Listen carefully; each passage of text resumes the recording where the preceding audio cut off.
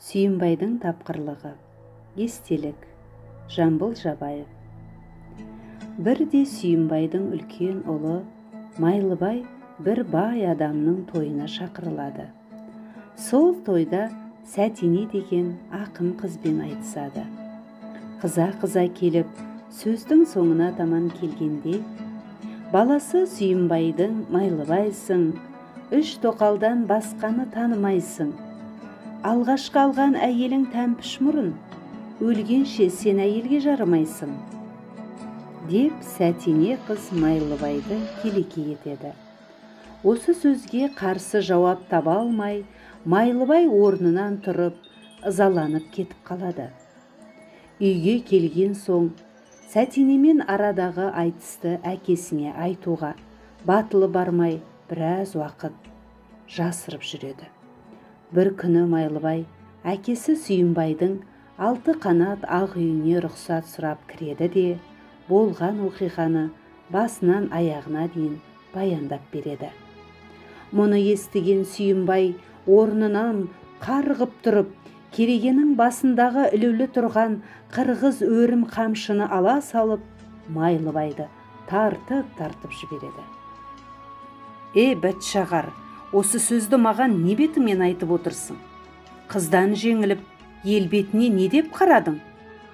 Әкең, мен 10 жасынан бері ешбір адам баласынан жеңіліп көргенім жоқ.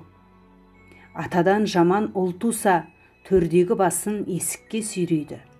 Атадан жақсы ұл туса, есіктегі басын төрге сүйрейді. Деген, сені де менің балам дейді ғой тәйірі, деп ашуланыпты Сүйінбай. Аздан соң Сүйінбай, ертең үлкен сазда Байғабат Байсерке қызын ұзатады. Үлкен той болады. Сол тойға барып, Сәтине қызбен қайтадан айтыс. Айтысқанда екпіндетіп, еңсесін түсіре айт. Айтып аяғында былай де. Баласы Сүйінбайдың Майлыбаймын. 3 тоқалдан басқаны танымаймын. Алғаш қалған әйелім тәмпіш мұрын.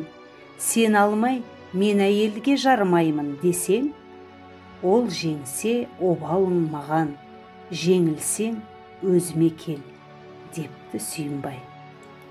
Майлыбай мақұл деп ертеңінде жайлаудағы Байсеркенің қыз ұзату тойына барады. Барған бетте Сәтине қызды тауып алып, қайтадан айтысқа шақырады. Айтып келіп, ақыры Майлыбай, сен алмай, мен әйелге жарымаймын деп сөзін аяқтайды. Тыңдаушы жұрт ду күліп, қыз ұялып үйден қашып шығады. Мен Сүйінбайдың қасында көп жүрдім. Мұндай жүйрік тілді, терең ойлы ақынды ешқашан көрген емеспін. Ол өлең айтса, көкірегі күмбірлеп, аузынан будақ сиқырлы сұлу сөздер естілетін. Егер айтса қалса, қызарып, нұрланып, жер мен аспанның арасында қара сөзге толтырып жіберетін еді жарықтық.